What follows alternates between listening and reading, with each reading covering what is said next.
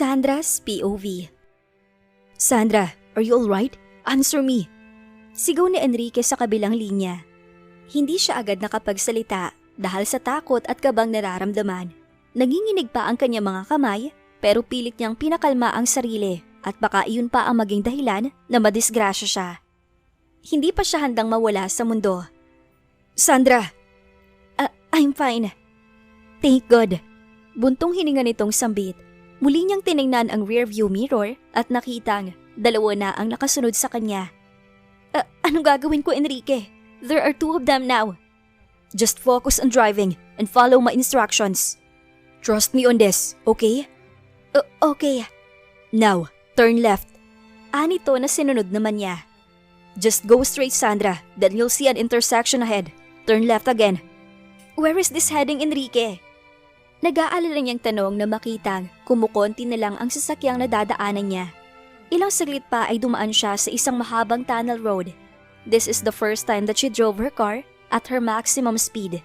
Pakiramdam niya ay lilipad na ang kaluluwa niya sa bilis ng pagpapatakbo niya. Muli siyang sumilip sa salamin at nakitang may 2 pang sasakyan ang dumagdag. Enrique, there are 2 more cars. What now? Oh my God! Napagewang ang kanyang sasakyan dahil sa kanyang pagyuko nang asintahin siya ng mga humahabol sa kanya. Enrique, they are getting near! Sigaw niya na makitang bumilis ang takbo ng sasakyang humahabol sa kanya. Can you drive a little faster? What? Papaslangin mo ba ako? This is the fastest! Come on, woman. Itigil mo yung pagiging makulit mo at magmaneho ka ng mabilis. Nayayamot na singit ng isang boses. Shut up, Rain. Hindi ka nakakatulong. Saway ni Enrique sa lalaki. Marahil ay kasama ito ng kanyang asawa ngayon kung nasaan man ang dalawa. Pagkalabas niya ng tunnel road ay 2 lanes na lang ang kalsadang tinatahak niya at puro kakahuyan na ang nasa paligid. Nasa na ba ako? Mulapit ka na sa amin, Sandra. Just keep driving. Bakit ba kasi hindi mo na lang ako salubungin? Nasa na ba yung mga bodyguards na ipinagmamalaki mo? Naiinis niyang sambit. Bakit ba kailangan pa niyang pahirapan ang sarili na makipaghabulan sa mga to? I'm sorry, baby. It's just that all your bodyguards are gone kaya nagkaganitong sitwasyon. I'm really sorry. Mariin na lang siyang napapikit at nag-focus na sa pagmamaneho. Bahala na si Batman. Bagalan mo ng takbo, agapi mo. Ano? Naaabutan nila ako. Nababaliw ka na ba? I told you, just trust me, okay? Wala na siyang nagawa kaya binagalan niya ang kanyang takbo at sa di kalayuan ay nakita niya ang ilang sasakyang nakaabang sa kanya habang may mga tauhang nakatayo at may hawak na armas. Everything looks like a damn movies and she never thought she will experience something like this. Oh my God, katapusan ko na ba? Dinaog ko pa yata si Rizal sa dami ng firing squad na nakaabang. Enrique, there are people ahead. Anong gagawin ko? Don't worry, baby. Tauhan ko ang mga yan. Sagot nito na nagpakalma sa kanya. Stop the car, Sandra. Anito subalit, bigla na lang pumutok ang gulong ng kanyang sasakyan. Humigpit ang hawak niya sa manibela at tinapakan ang brake pero parang hindi na yata niya kayang kontrolin ang kotse nang maramdaman niyang sumemplang na ang kanyang sasakyan. I can't, Enrique! Imbis na tumigil ang sasakyan niya, ay bumangga ito sa sasakyang nasa kanyang harapan. Mabuti na lang at naka-seatbelt siya. Kaya hindi ganoon kalakas ang impact ng pagkakauntog ng kanyang noo sa steering wheel. Agad siyang yumuko nang makarinig ng sunod-sunod na putok ng armas, kasunod ng napakalakas na pagsabog sa unahan. Napalingon siya sa mga sasakyang humahabol sa kanya kanina at kita niyang nag-aapoy na ang mga yon. Somehow, she felt relieved knowing that she was safe. Pagod siyang napasandal sa upuan at pinagmasdan ng mga taong nagkakagulo sa labas. Bahagyaring nalalabo ang kanyang paningin. Pero hindi nakaligtas sa kanya ang matikas na anyo ni Enrique na nakasuot ng black tactical gear at may hawak na armas. Kaagad itong naglalakad palapit sa gawin niya. She suddenly asked herself why he had to be a mafia boss. Naging sundalo na lang sana ito. Total ay bagay naman dito ang propesyong iyon. At wala sana silang problema ngayon. Maya-maya ay naramdaman niya ang pilit na pagbukas ng kanyang sasakyan. Walang lakas niyang pinindot ang lock ng pinto at agad itong bumukas. Saka bumungad ang mukha ng kanyang asawa. Enrique? Shh! Agapi mo. I'm here now. Alon nito sa kanya. Kinalas nito ang kanyang seatbelt at marahang iniangat ang kanyang katawan sa ere. Enrique was carrying her delicately in a bridal position. Unti-unti na lang niyang ipinikit ang kanyang mata dahil sa labis na pagod na kanyang nararamdaman at hinayaan ang sariling tangayin ng antok. Enrique's POV. How is she? Tanong niya kay Raven, ang doktor na nag-asikaso kay Sandra. They were currently at his own condo dahil mahigpit ang seguridad doon at sinadya niya talagang iilan lang ang nakakaalam sa nangyari. He lost his trust to anyone, lalong-lalo na sa kanyang ama. Aside from the small cut on her forehead and small bruises, ay wala ka na dapat ipag-alala pa, Enrique. Sagot ni Raven. Tumango siya at nagpakawala ng isang malalim na buntong hininga. He wanted her to stay with him, pero sa nangyayari ngayon ay parang gusto na niyang sisihin ang kanyang sarili. Nasaktan si Sandra dahil sa kanya at alam niyang hindi ito ang huling pagkakataon na mangyayari to. Bud, pwede bang ikaw munang bahala sa kanya? I will be going somewhere important. Pakiusap niya sa kaibigan. No problem, buddy. Basta huwag ka lang masyado magtagal. I need to go back to the hospital. Tugon naman ni Raven. Hindi na siya nag-aksaya pa ng panahon at agad na sumakay sa kanyang sasakyan patungo sa mansyon ng kanyang ama. Ilang minuto pa ay narating na niya ang kanilang mansyon. Nang papasok siya sa loob, ay agad siyang hinarang ng 2 bodyguards nito. What is this? Don Emmanuel doesn't want to see you for now, Sir Enrique. Magalang na sagot ng isang lalaki. Napaismid siya sa narinig. Tingin ba ng daddy niya ay magpapapigil siya?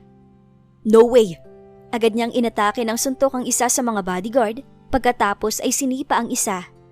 Nakita niyang may pasugod na isa pa, kaya agad niya iyong iniwasan at pinatamaan ng siko sa batok.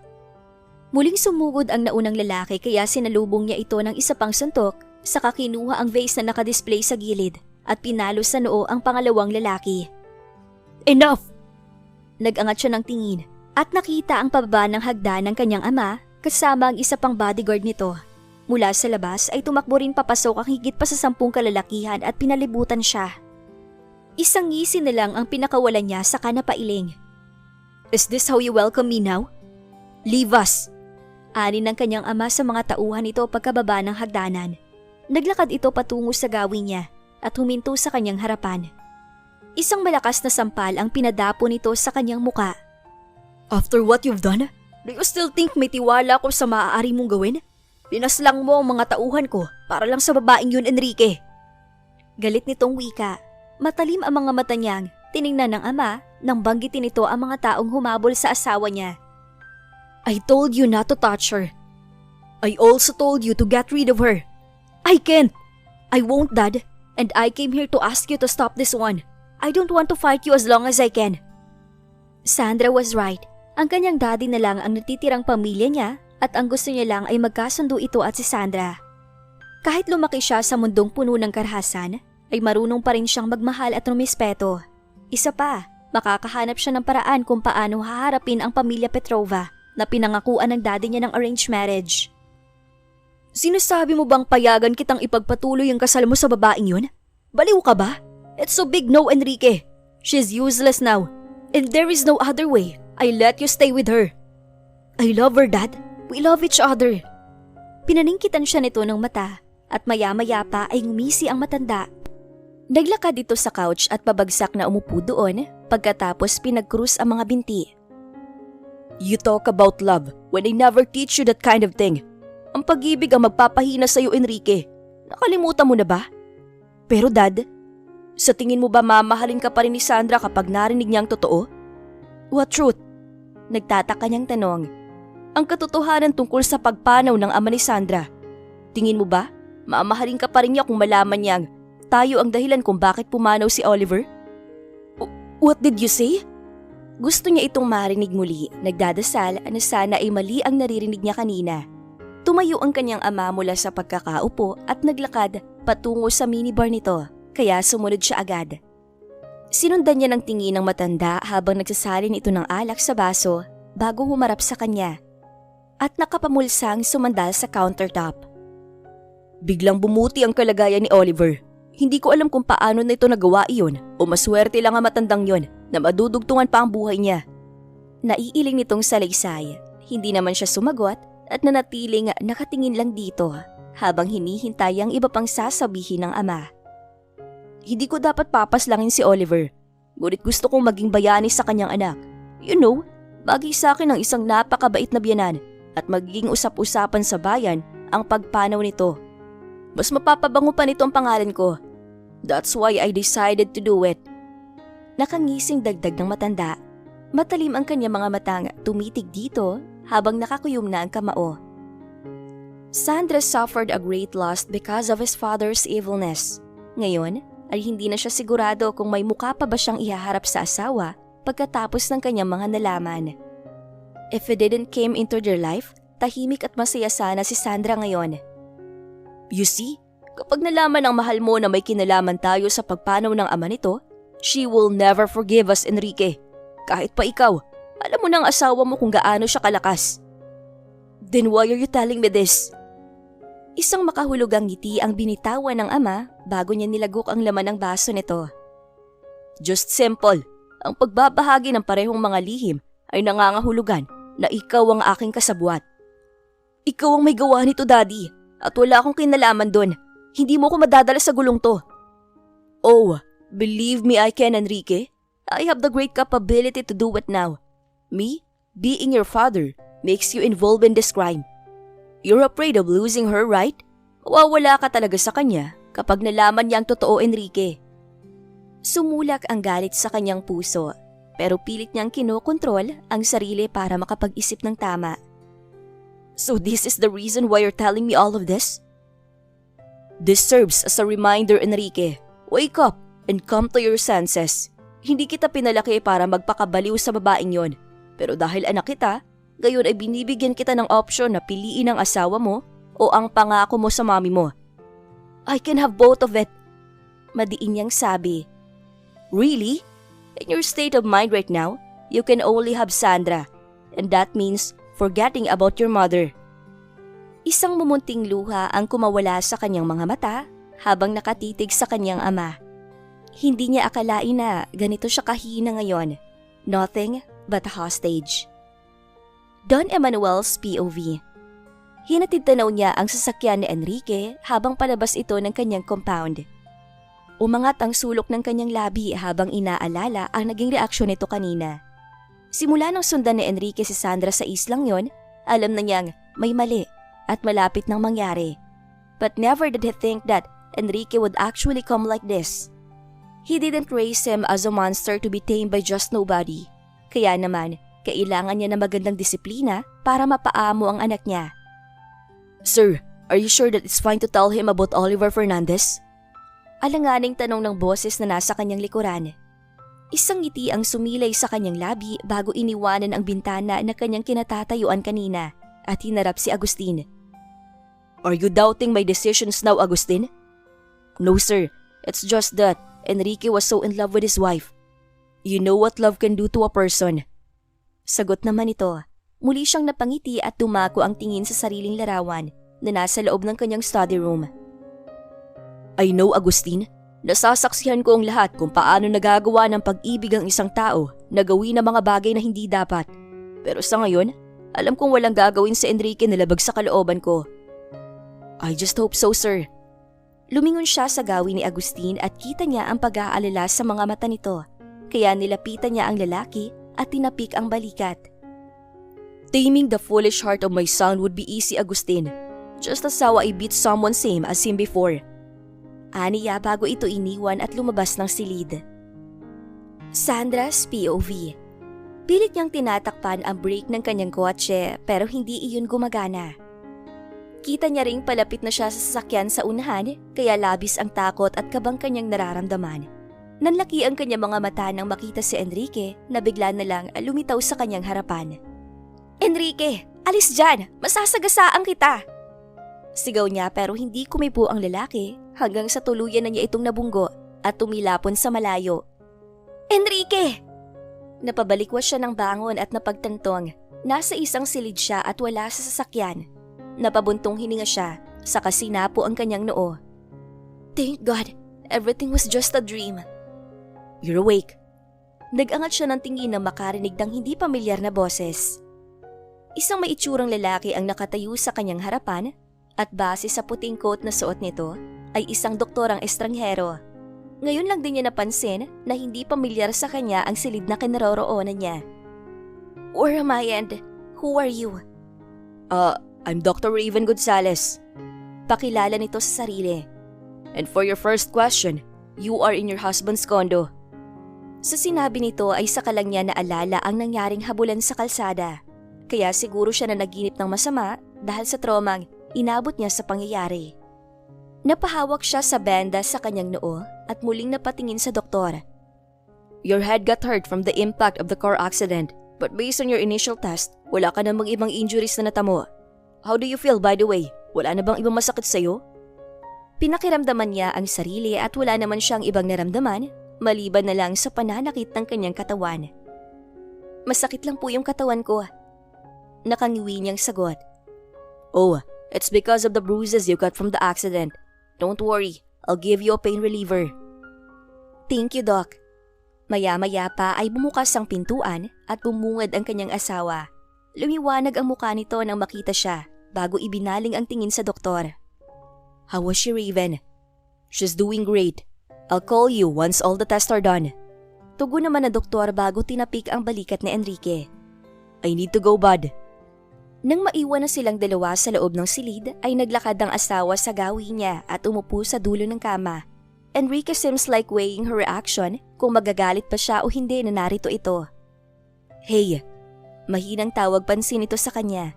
Isang alanganing ngiti ang kanyang pinakawalan. She cannot understand herself because she felt so happy seeing him right now. How do you feel? May masakit ba sa'yo? Or do you want anything? Bigla na lang siyang napaluha kaya natarantang lumapit si Enrique sa kanya. Hey, why are you crying? Do you want me to call the doctor back? No, I just wanna hug you tight, Enrique. Aniya at hindi na hinintay pa ang sagot nito. She hugged him tightly kahit paramdam niyang natigilan ito sa kanyang ginawa. But seconds later, Enrique hugged her back and she felt so contented. Para bang may parte ng puso niya ang muling nabuo. It feels so good having you in my arms, Agapi mo. Mas sinigpitan pa niya ang yakap sa lalaki habang humahagulhol ng iyak. Kanina habang nasa kalagitnaan siya ng pagtakas sa mga gustong pumaslang sa kanya, ay isa lang ang naiisip niya. If ever she gone right away, ay magsisisi siya dahil hindi niya pinagbigyan ng pagkakataon si Enrique. She loves him so much. Now she wanted to stay with him and spend the rest of her life with Enrique. Even if she'll gone because she won't let him go, hindi na siya magsisisi at manghihinayang pa dahil nagawa na niya ang bagay na gusto niyang gawin. I'm sorry, Enrique. Aniya at nag-angat ng tingin sa lalaki. Enrique was staring at her too, full of longing in his eyes. What was that for? Patawad dahil pinagtabuyan kita at pinagdududahan ko ang pagmamahal mo. Imbis na tumakas, dapat ay nanatili ako at nakinig. I don't care anymore now, Enrique. I'm going to stay and fight with you like what you asked me to. Handa na akong ipaglaban ka kahit na sino pa ang kakaharapin nating dalawa. Why aren't you saying anything?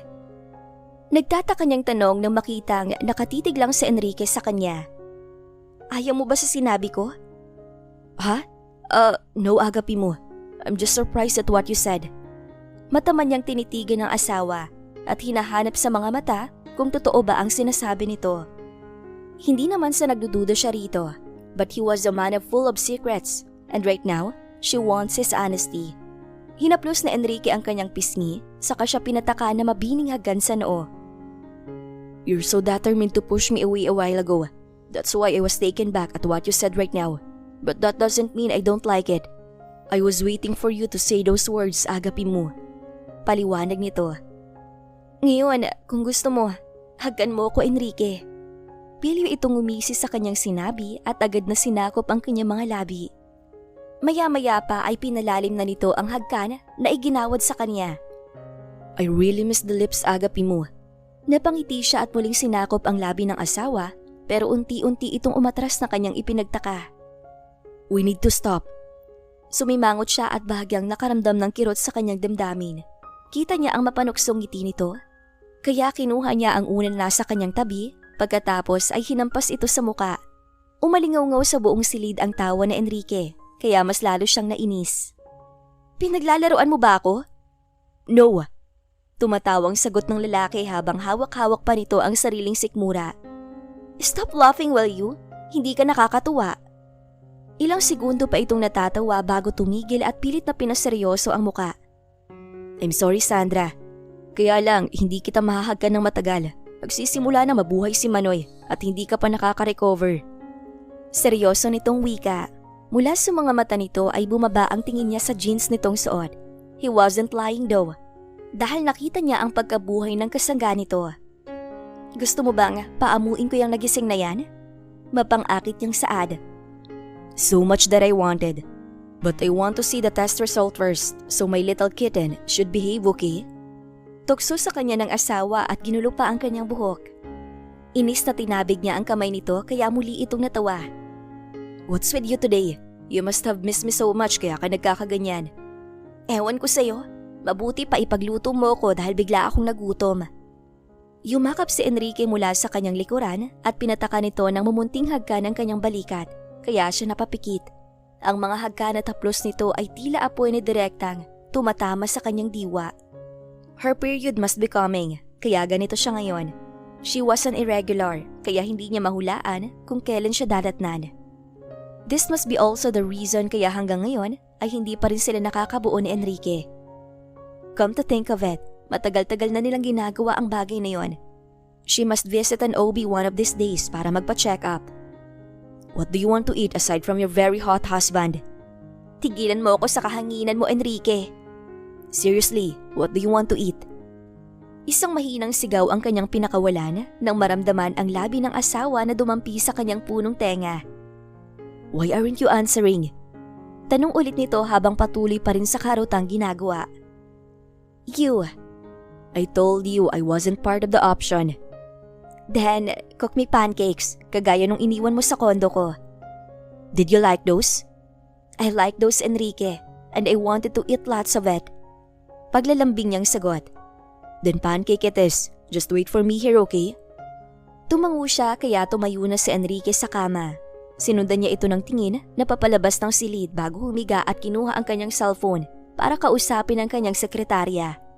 But to her surprise, Enrique already called his office at ito na rin ang nagdahilan kung bakit hindi siya makakapasok.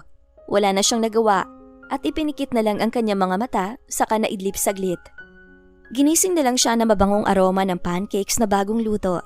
Nang magmulat siya ng mata, ay bumungad sa kanya ang mukha ni Enrique na nakaupo sa tabi ng kama habang hinahaplos ang kanyang pisngi. Lumingon siya sa bedside table at agad na napalunok nang makita ang kanyang request na pagkain. Eat now, Sandra.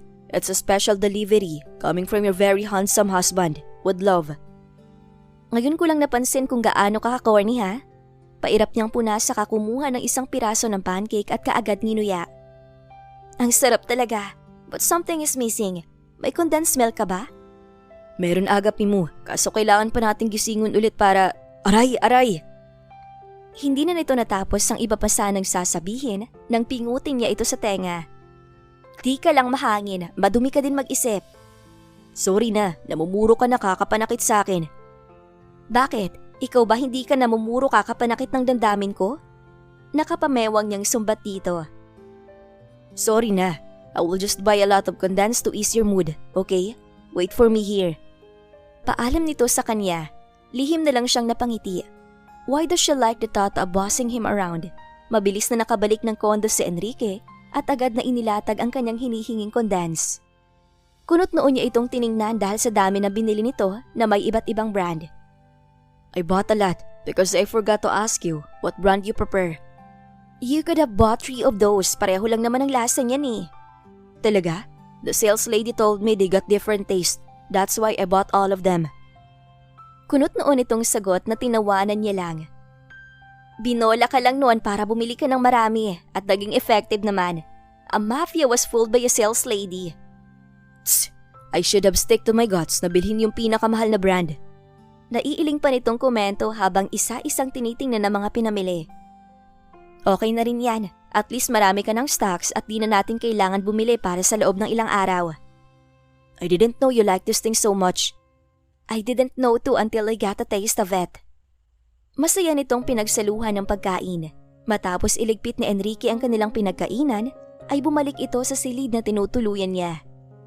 Enrique, Napalingon ito sa kanya na kasalukuyang palabas galing sa banyo. What is it, Agapi mo? About what happened earlier. Was it your father? Dumaan ang lungkot sa mga mata nito at masuyong inabot ang kanyang kamay at marahang pinisil. I'm sorry about what happened earlier, Agapi mo. I assure you that no one will harm you again. Poprotektahan kita kahit na anong mangyari. Seryoso nitong Saad pagkatapos ay kinabig siya ng yakap. Yumakap naman siya pabalik sa lalaki. May alinlangan man sa puso niya na maaaring mas marahas pa ang susunod na hakbang ni Don Emanuel, ay naniniwala naman siyang hindi siya pababayaan, Enrique. Agapi mo, did you put something in our food? Kumalas siya ng yakap sa lalaki at nagtataka itong tiningnan. What are you talking about? Why do I feel so sleepy all of a sudden? Napakamo tuloy siya dahil wala naman siyang ideya kung ano ang nangyayari. Bigla niyang natutup ang bibig sa bagay na pumasok sa kanyang isip. Enrique, hindi kaya expired na yung inubos nating condense? O di kaya yung harina ng pancake na ginawa mo? Tumayo siya sa kama at nagpaalam saglit para tingnan ang expiry date ng kinain nila. Pero wala namang expire sa mga yon at wala din naman siyang nararamdamang kakaiba. Bumalik siya sa silid subalit nadatna na lang niya si Enrique na tulog na. Siguro ay pagod lang ito kaya kinumutan na lang niya ito. Napalingon siya sa cellphone ng asawa nang umilaw ang screen nito. Dinampot niya ito at nakitang Raven ang pangalan ng caller. Ito marahil ang doktor na nag-aasikaso sa kanya kanina kaya naisipan niya itong sagutin. Pero na magsasalita sana siya nang maunahan siya ng lalaki sa kabilang linya. Damn bad! Congrats! Your wife is finally pregnant!